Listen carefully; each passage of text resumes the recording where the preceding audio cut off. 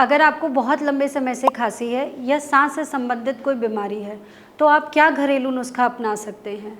आप बहुत सारे तुलसी के पत्ते लीजिए, थोड़ा टुकड़ा अदरक का लीजिए, 4-5 लौंग लीजिए और थोड़ी-सी काली मिर्च लीजिए।